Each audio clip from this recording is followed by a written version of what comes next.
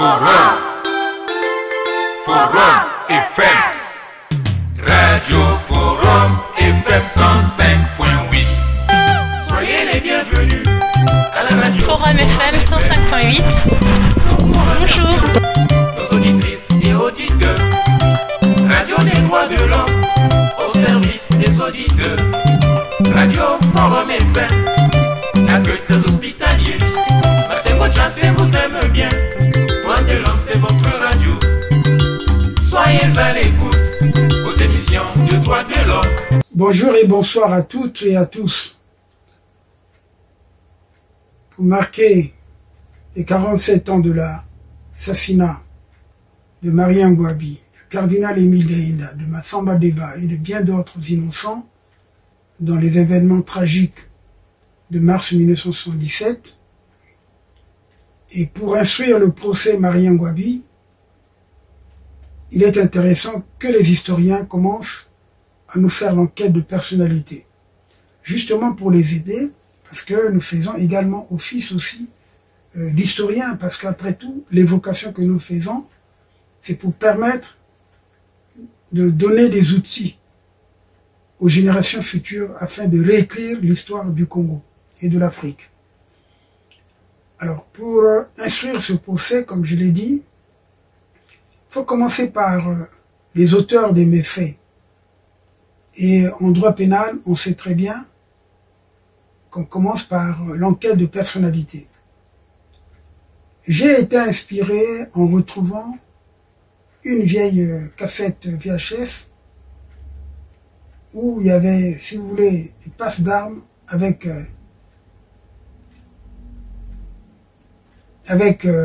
Florent Tsiba. Alors pour Sassou Nguesso, cette enquête de personnalité a été déjà faite et recueillie par de nombreux auteurs. Et la plus abondante se trouve donc dans mon ouvrage que je vous présente, qui est là, que je ne cesse de recommander à tous ceux qui veulent bien connaître l'histoire du Congo. En tout cas, cet ouvrage est bien connu, donc l'autopsie d'un État totalitaire, crime d'un génocidaire. Aujourd'hui, je vais commencer à vous parler du bras droit de Sassou Nguesso, co-auteur des crimes de mars 1977 à février 1978, pour ne parler que de cela. Comme vous le savez, l'enquête, comme on dit, de moralité ou de personnalité, le PE, est une mesure d'investigation approfondie qui consiste à recueillir des renseignements concernant la personnalité de la personne mise en cause, sur sa situation matérielle, familiale et sociale. Aujourd'hui, donc, je vais m'arrêter sur Florent Tsiba. Cet aphoriste qui veut toujours laver plus blanc que neige. Pour ceux qui le suivent ou qui le côtoient, ils savent très bien que Florent Tsiba, c'est quelqu'un qui aime des citations. Je me permets donc de commencer par ce bras droit, ce bras de fer historique que j'ai eu au Parlement avec le général Florent Tsiba. En effet, il y a 25 ans, au Parlement de transition où je siégeais à la commission administrative et juridique, j'avais posé de nombreuses questions à une dizaine de ministres, dont Florent Tsiba. Et ce dernier avait tapé à côté, en montrant bien sa personnalité de criminel, caractérisée par des comportements de violence et de cruauté, de domination et d'humiliation ou même de dégradation des autres. En tout cas, je vous laisse écouter ce personnage, parce que les questions que j'avais formulées, avant d'ailleurs que vous écoutez, je voudrais vous lire ces questions. En fait, je les ai quelque part. Oui. Voilà. Ces questions, donc, sont là. Alors, quel est le sentiment, la première question, donc, quel est le sentiment du ministère des Travaux publics face aux pertes en vies humaines occasionnées presque tous les mois sur la Nationale 1 par des accidents dus au mauvais état de la route vieille de 40 ans? Ça, c'est la première question. Donc, la deuxième question, c'était à quel montant s'élèverait la réhabilitation sans bitumage de cette route pour qu'elle subisse une négligence jusqu'à ce jour de la part du ministère. Ne rien faire de cette route pendant ces 2 mois qui restent de la saison sèche avant le retour des grandes pluies dans le sud de notre pays, ceci sera jugé comme torture et une application des mauvais traitements et non-assistance aux populations empruntant cette route nationale numéro 1. Alors, j'ai posé la question comme ça, et vous allez suivre comment lui, il va répondre. Nous allons le suivre ensemble. Des régions qui viennent... C'est de mauvais traitements, de torture, de non-assistance des populations de la zone sud par le ministère des Travaux publics. Alors je redoute que le département ne soit agrafé en annexe du dossier génocide.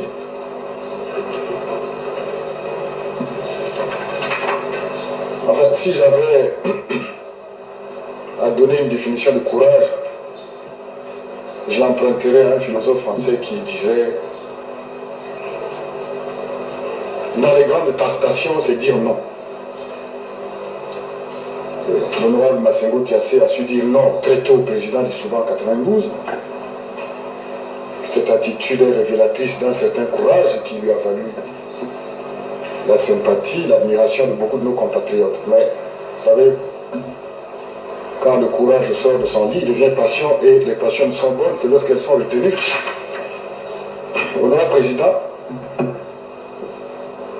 bon, puisqu'il est question de sud, et que par conséquent il n'y a pas de sud sans nord, ou de nord sans sud, permettez que je puisse ici déplier une carte du Congo pour faire la démonstration suivante.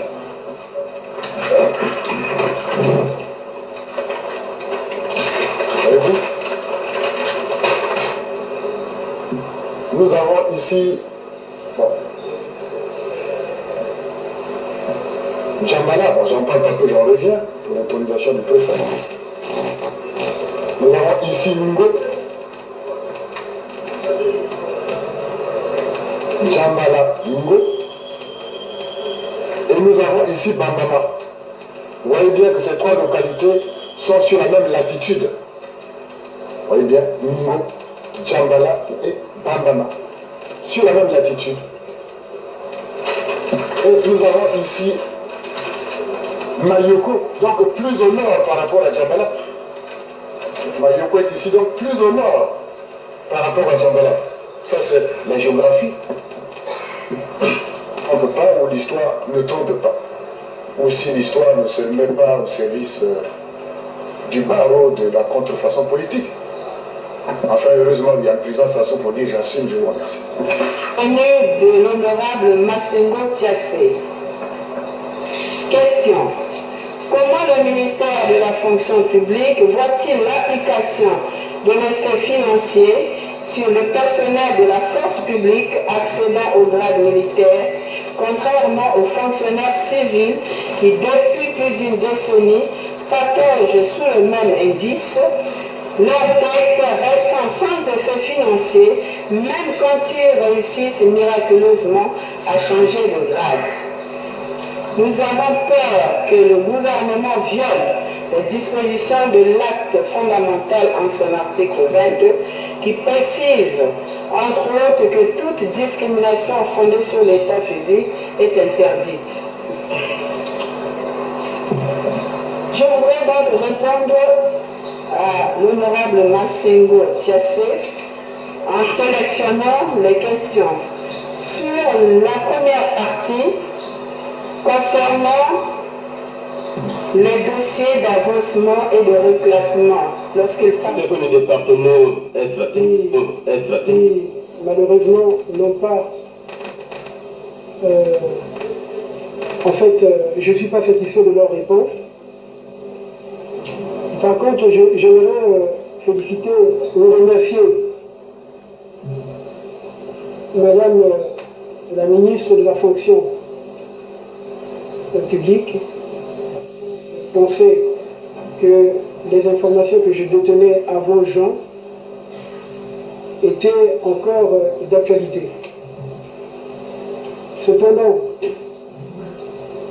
pour le ministre des Finances, je dirais tout simplement que je suis conscient du fait que notre pays est un pays ouvert. Cependant, nous ne devrions pas l'ouvrir à des truands, à des escrocs économiques et également aux criminels sanguinaires comme les tortionnaires que nous avons reçus, les Rwandais. Lorsque le ministre des Finances parle de la deuxième ou troisième tranche que j'ai demandé pour le lycée technique de Lyon, j'étais à Lyon, j'ai visité le lycée qui est presque terminé. Et je pense que la rentrée scolaire prochaine, le ministère de l'enseignement pourra peut-être être en possession de ces bâtiments. Mais il manque les sanitaires et la clôture. Je me suis entretenu avec l'opérateur économique qui a fait des travaux à ce lycée. Il y a eu un contrôle du ministère intéressé. Donc, quand le ministre parle de la justification de la première tranche, mais je dirais tout simplement que ces services doivent être en possession. Les services du ministre doivent être en possession de ce document. Je dirais à ce propos que le maître de l'ouvrage, c'est le ministère, qui a donc effectué un contrôle des travaux effectués. Bon, en ce qui concerne le bénéfice du marché aux opérateurs économiques nationaux, parce que le ministre a parlé de bénéficier pour bénéficier du marché, il fallait assurer sa propre solvabilité. Mais à quand lancer des appels d'offres aux nationaux? Monsieur le ministre oublie qu'il y a quelques années, nous avions des phénomènes comme les OJEG qui ont saigné les finances publiques de notre pays, mais ils étaient pourtant solvables. Et ils ont fui avec des capitaux nationaux.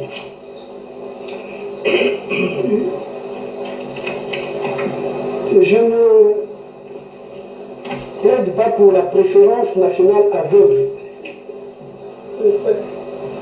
Je dis tout simplement que cette façon d'agir met en cause le département qui a été créé pour valoriser ce que j'appellerais les opérateurs économiques congolais.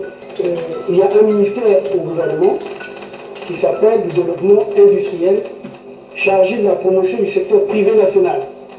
Alors, cette façon également de faire ou d'agir ou de parler ou de répondre me pousse à dire qu'il faut supprimer ce ministère. Je vais revenir au problème des Rwandais. J'ai été interpellé par le ministre. Je sais que les questions, j'aurais bien voulu que le ministre de l'Intérieur s'explique à ce sujet.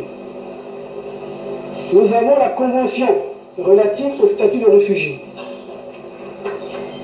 qui précise des points importants. Pour être réfugié, la convention précise ceci.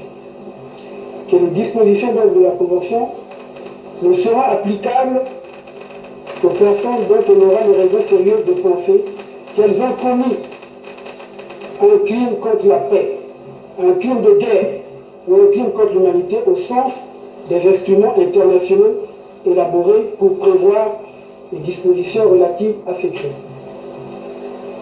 Qu'elles ont commis un crime grave de droit commun en dehors du pays d'accueil avant d'y être admises comme réfugiés.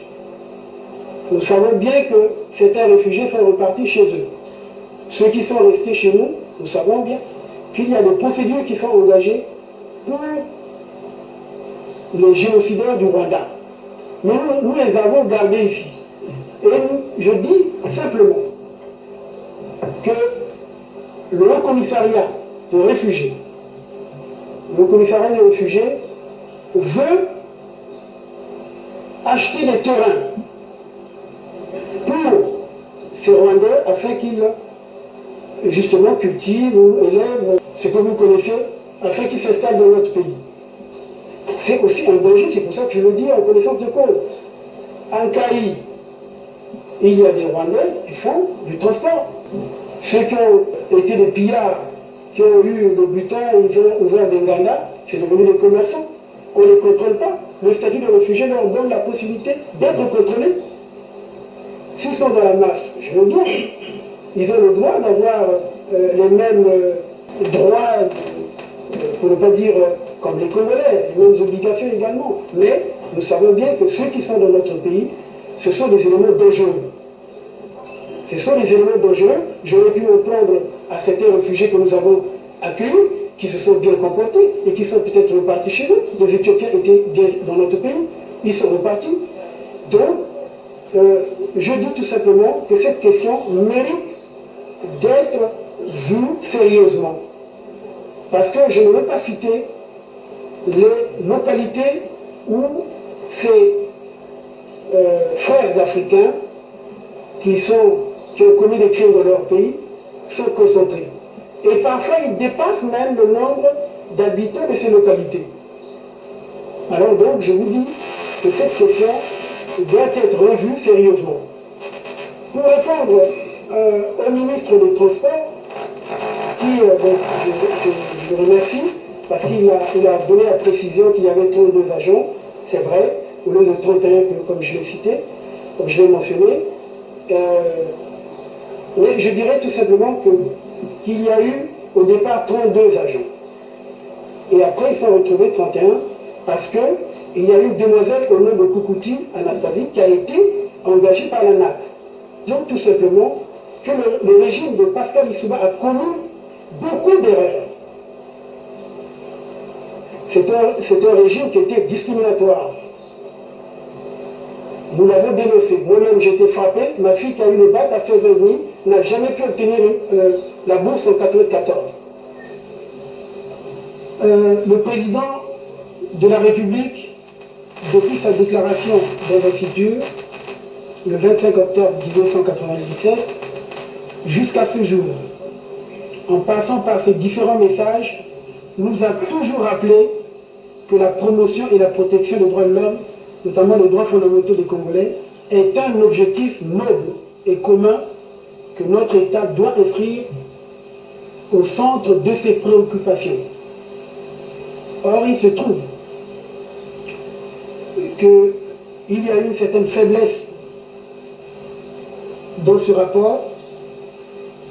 Donc je fais ce constat sur la faiblesse des institutions de la transition, c'est-à-dire du gouvernement et du CNT, en ce qui concerne ce domaine qui est très cher au président de la République, celui de respecter les droits fondamentaux des citoyens congolais.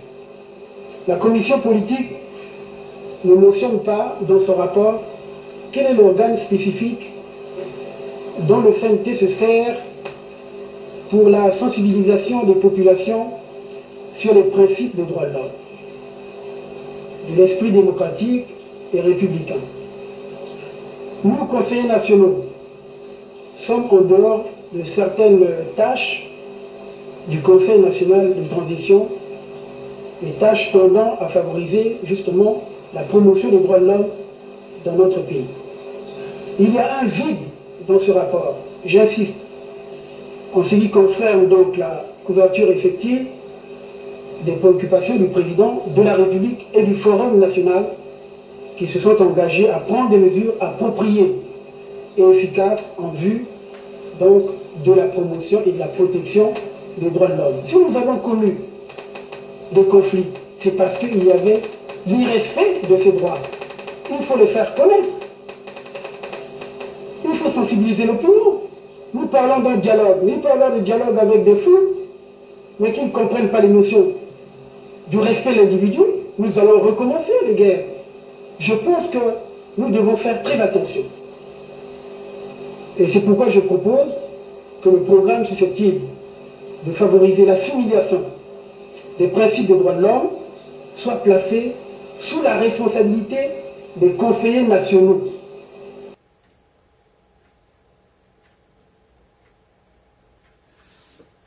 Alors, quand vous venez de le suivre, je lui ai posé donc les deux questions simples, qui n'ont aucune connotation régionaliste, mais l'homme de l'Ekana, c'est-à-dire Florent Tsiba, qui ne jure que par des pratiques fétichistes et une rhétorique faite des citations mal maîtrisées, parce que je dis aujourd'hui, avec le recul, quand on ne sait pas, on se tait. Et c'est souvent ce que nous voyons dans les réseaux sociaux. Ce ne sont pas des citations puisées ça et là qui font d'un individu une personne cultivée. En tout cas, Florent Tsiba est ce personnage peu intelligent et surtout peu instruit qui, par sa rhétorique, emploie de nombreuses et fréquentes citations dans ses déclarations. Ce jour-là, par exemple, au Parlement, cet aphoriste réputé m'avait fait pitié en constatant l'alignement de phrases, l'assemblage d'idées paradoxales, voire surprenantes. En tout cas, à vous de juger ce spectacle digne d'un charlot ou ouvrier militaire. Croyant me rabaisser, je n'avais pas voulu répondre à cette violente diatribe contre ma personne. Et d'ailleurs, je voyais au perchoir Justin Pumba qui me regardait. Et puis il y avait également aussi un de mes collègues du Parlement qui m'avait fait signe pour ne pas répondre parce qu'il savait très bien que j'étais remonté. Je n'avais pas donc voulu répondre à cette violente diatribe contre ma personne. Aujourd'hui, je me permets de parler de ce personnage obscur, rancunier et imbu de lui-même, co-responsable des assassinats de mars 1977 et février 1978. Alors, il était aussi le porte-parole de la junte militaire. On l'appelait Monsieur Petit Matin. C'est lui qui faisait passer les gens. Vous savez très bien, pour ceux qui ont suivi les vidéos de la conférence nationale. D'ailleurs, je vous fais passer un passage de la conférence nationale, l'indication que donne Mounou sur sa responsabilité dans les assassinats et le complot contre les... En regagnant mon bureau, l'armée étant consignée, nous on passait la nuit au bureau. Le 24 mars 1977,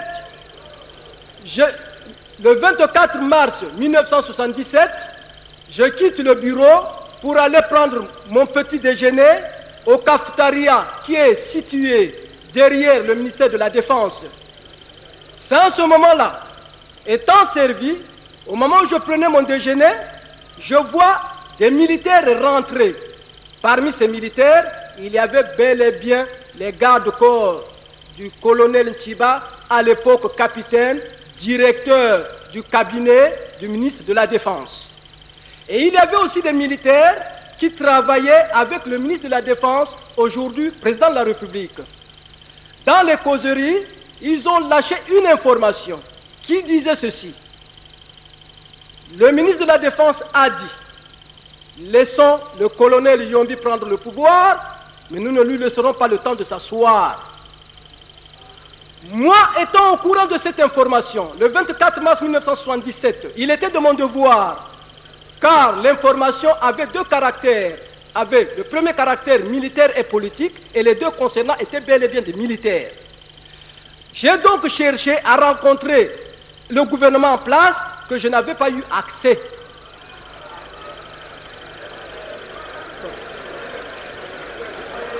C'est ainsi, écoutez, chers conférenciers, c'est ainsi, le 26 mars 1977, j'habitais la rue Mboko, numéro 91. Le 26 mars 1977, dis-je, à 6 heures du matin, je vois devant ma porte 17 militaires conduits par un lieutenant que je ne peux plus le reconnaître et dans une voiture Land Rover qui m'ont estimé l'ordre de leur remettre toutes les pièces officielles de l'armée que je détenais. Car en fait, j'avais 4 cartes d'identité professionnelles. La première, carte d'identité de la marine. La deuxième, celle qui disait que j'étais secrétaire à l'état-major général. Et j'avais 2 laissez-passer qui me permettaient d'aller n'importe où à l'intérieur du pays et dans des endroits qui m'étaient nécessaires. Après avoir remis les cartes d'identité professionnelles, j'ai remis 4 pistolets que j'ai possédés comme défense. J'ai remis un vélo Peugeot bébé qui m'avait été acheté par l'armée, qui me servait de quitter la maison pour le service et faire les courses des services. C'est à ce moment-là que le lieutenant me dira ceci: rentrez dans la Land Rover et on part. Moi je leur ai dit non, je suis militaire, je ne peux pas aller à l'état-major général en civil, laissez-moi mettre ma tenue militaire et enfin nous pouvons aller à l'état-major général. C'est en ce moment-là que j'ai trompé leur vigilance, j'ai contourné la maison, j'ai sauté le mur de la parcelle, je me suis retrouvé au marché de Mungali. Je prends donc le taxi au marché de Mungali qui m'avait déposé au port de Yoro. Au port de Yoro, je pique la première occasion, la pirogue à moteur, pour s'enfuir directement pour Kinshasa. Je paye 30 zaïrs. Et avec cette somme m'a permis d'arriver à Kinshasa. Après donc ce bref passage, Florent Siba, et je voulais d'ailleurs dire en passant que les crimes, il a continué à les faire, hein, parce qu'aujourd'hui, on lui attribue aussi sa complicité dans la mort de Marcel Ntsoukou par empoisonnement. Alors que Marcel Ntsoukou est l'un des brillants officiers supérieurs des plateaux. En tout cas, Nsiba ne le vaut pas. Voilà. En tout cas, je vous signale aussi qu'en janvier 2017, lorsqu'on a arrêté André Okombi Salissa, ancien ministre qui est né à l'Ekana comme lui, il s'est empressé, ironisé et se réjouir d'ailleurs en téléphonant Lambert Ngalibali, natif de l'Ekana, et qui était en soins au Chenet en France, où il est mort d'ailleurs en 2020. Notez que pendant longtemps, Florent Siba a été la plume de Sassou Nguesso. L'éloquence qu'il paraît afficher est simplement un habillage de cet art d'un homme peu instruit, avec son niveau bac plus 2, inachevé, comme l'a été d'ailleurs, entre parenthèses, je dis, Ange Diawara, qui aurait pu se parfaire sa formation à la demande de Maître Moudi Lenoma Senghor en 1967, qui lui avait demandé d'aller en formation à Saint-Cyr en France. Bref, c'est une parenthèse que je referme, parce que de nombreux cadres du pays ont arrêté leurs études pour entrer dans l'armée, et également pour faire ce qu'on a connu dans le pays. En tout cas, cette façon de s'exprimer, le style de Florent Siba, ne nécessite ni des grandes études, ni une bonne formation militaire, ni une grande réflexion, même un apprentissage des bonnes règles de vie. Au lieu d'avoir une attitude belliqueuse, comme vous venez de le suivre, il aurait fallu qu'il reconnaisse ses torts, ses erreurs, ses limites et son incompétence peut-être à résoudre un problème vital pour la population. Et aujourd'hui, pour avoir peut-être dit que la nationale 1 qui se trouve dans la partie sud, parce qu'effectivement, la nationale 1 se trouve dans la partie sud. Au lieu de s'illustrer à une diatribe dénuée de tout fondement, reconnaissons d'abord que l'on peut mieux faire et promettre que l'on peut mieux faire dès que nous aurons plus de moyens. C'était aussi simple. Au lieu de se lancer dans une diatribe, je peux vous dire vraiment une colère. Bon, c'était sans fondement, comme vous venez le suivre. Florent Siba a fait de la politique sa raison de vivre, avec à la clé le chantage permanent à Sassou Nguesso, son maître dans les crimes.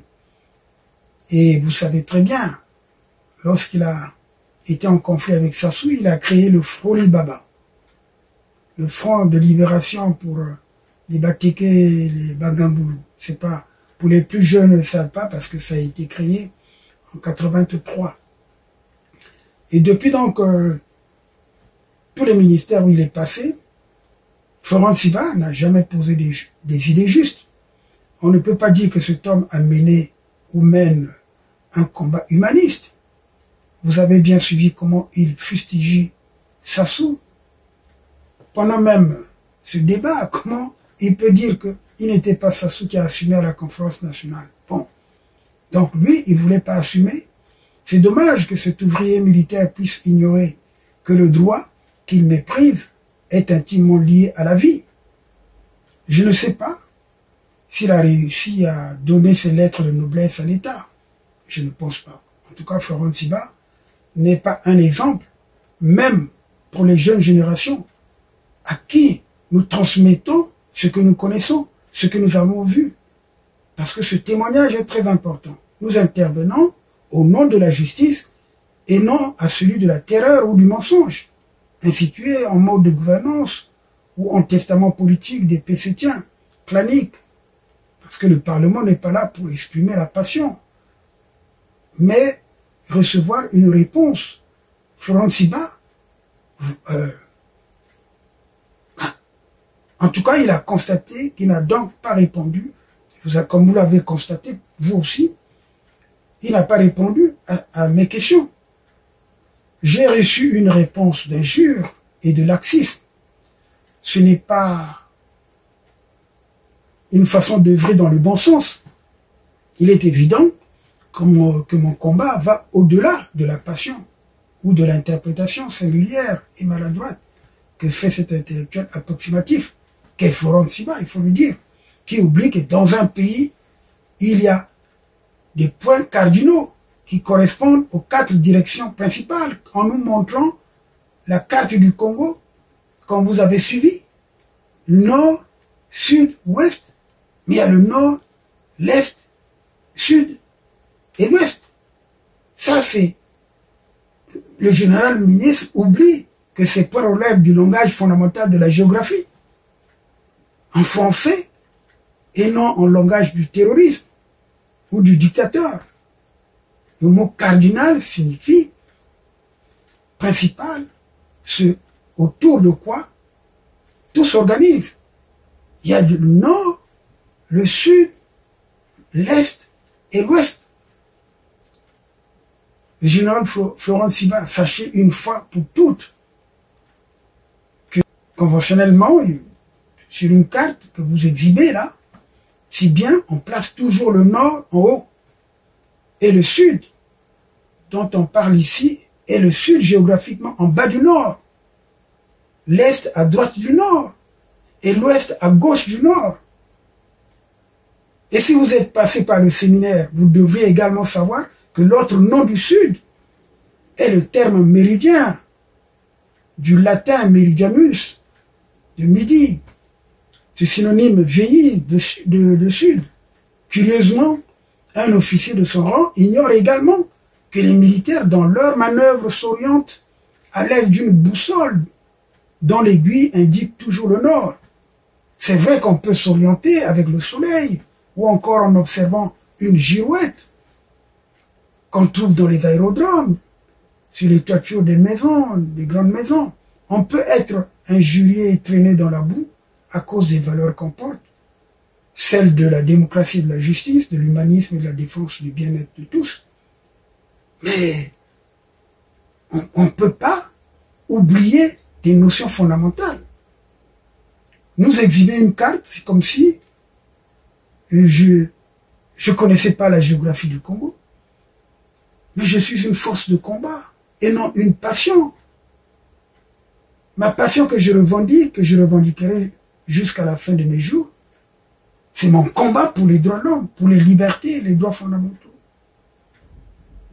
Lorsqu'on a fait le serment d'être fidèle à ses engagements et à son combat, celui de faire la promotion et de faire protéger les droits de l'homme, on reste insensible aux critiques infondées et surtout sans valeur de ceux qui s'illustrent pour se faire connaître après avoir pris quelques joints, par exemple, comme on en voit souvent dans des réseaux sociaux. Mais en tout cas, aujourd'hui, c'était vous parler de Florent Tsiba, comme vous l'avez vu. C'est aussi intéressant que ceux qui réfléchissent sur la réouverture du dossier de Marien Ngouabi plus tard, de mettre cette pièce dans leur dossier. En tout cas, la prochaine évocation de la page d'histoire, ça sera ma rencontre avec Monseigneur Archevêque Batantou, qui m'avait demandé d'aider l'Église à récupérer certains objets matériels des paroisses, des quartiers sud, évidemment, en proie au grand pillage, afin de les placer à la cathédrale et à Mouleke. Et ce sont des images, justement, inédites. Pour ce, nous allons continuer justement à apporter des preuves. Parce qu'il y a des fausses accusations, c'est pas normal. Nous n'accusons personne. Bien, merci en tout cas pour cette courte émission. Nous allons continuer à faire comme ça. Allez, à bientôt.